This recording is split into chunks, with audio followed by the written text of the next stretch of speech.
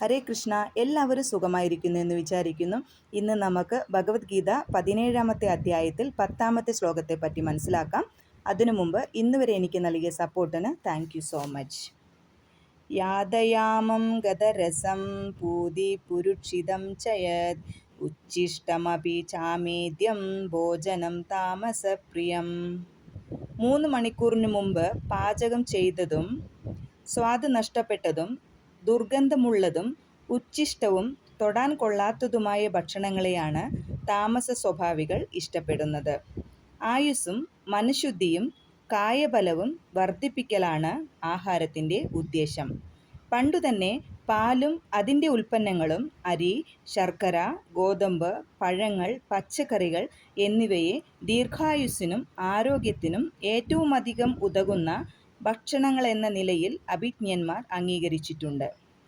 സാത്വിക പ്രകൃതിയുള്ളവർ ഇഷ്ടപ്പെടുന്നതും ഇവയെ തന്നെ.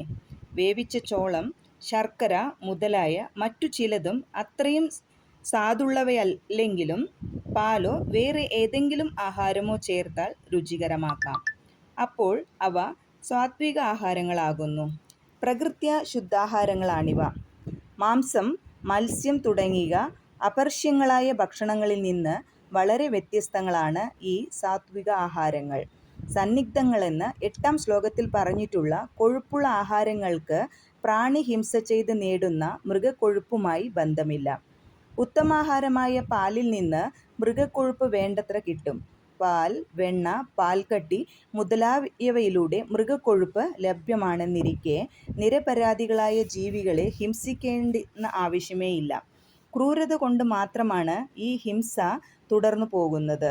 പാലിലൂടെ കൊഴുപ്പ് നേടുകയത്രേ സംസ്കാര സമ്പന്നന് അനുയോജ്യമായ മാർഗം. ജന്തുഹിംസ മനുഷ്യോചിതമല്ല. പയറ്, പരിപ്പ്, തവിട് പോകാത്ത ഗോതമ്പ് ഇവയിൽ നിന്ന് പ്രോട്ടീനും ആവശ്യം പോലെ കിട്ടും. കയ്പുള്ളതോ ഉപ്പുരസവും എരിവും ചൂടും കൂടുതലുള്ളതോ ആയ ഭക്ഷ്യങ്ങൾ രാജസാഹാരങ്ങളാണ്.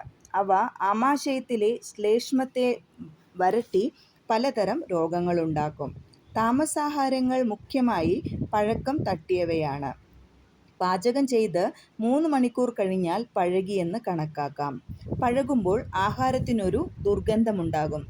താമസ സ്വഭാവികളെ ആകർഷിക്കുകയും സാത്വികർക്ക് വെറുപ്പുണ്ടാക്കുകയും ചെയ്യുന്നതാണ് ആ ഗന്ധം. ഭഗവാന് നിവേദിച്ചതോ ഒരു മഹാമനുഷ്യൻ്റെ, വിശേഷിച്ച് ഒരാധ്യാത്മിക ആചാര്യൻ്റെ ഭക്ഷണത്തിനായി തയ്യാറാക്കിയതോ ആയ ആഹാരത്തിൽ നിന്ന് ശേഷിച്ചത് ഭക്ഷിക്കുന്നതിൽ തെറ്റില്ല.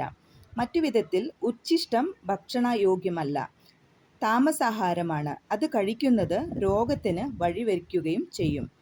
അത്തരം ഭക്ഷ്യങ്ങൾ താമസ സ്വഭാവികൾക്ക് വളരെ ഹൃദ്യങ്ങളായി തോന്നാമെങ്കിലും സാത്വികർക്ക് വെറുപ്പുണ്ടാക്കും. അവയെ തൊടാൻ പോലും സാത്വിക പ്രകൃതിയുള്ളവർ മടിക്കും. ഭഗവാന് ഭക്തിപൂർവ്വം നിവേദിച്ചതിൻ്റെ ഉച്ഛിഷ്ടമാണ് സർവോത്തമമായ ആഹാരം. ഭക്തിപൂർവ്വം നൽകുന്ന ധാന്യവും പച്ചക്കറികളും പാലുമെല്ലാം താൻ സ്വീകരിക്കുമെന്ന് ഭഗവാൻ ഭഗവത്ഗീതയിൽ പറഞ്ഞിട്ടുണ്ട്. പത്രം, പുഷ്പം, ഫലം, തോയം എന്നിങ്ങനെ. എന്നാൽ പ്രേമവും ഭക്തിയും ഭഗവാന് സ്വീകാര്യമായതാണ്. ഒരു സവിശേഷ രീതിയിൽ തയ്യാറാക്കേണ്ടതാണ് പ്രസാദമെന്ന് പറയപ്പെടുന്നു.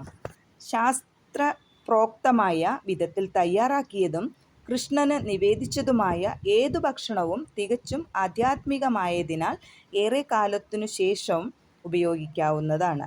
അതുകൊണ്ട് ആഹാരത്തെ രോഗാണുരഹിതവും സംശുദ്ധവും എല്ലാവർക്കും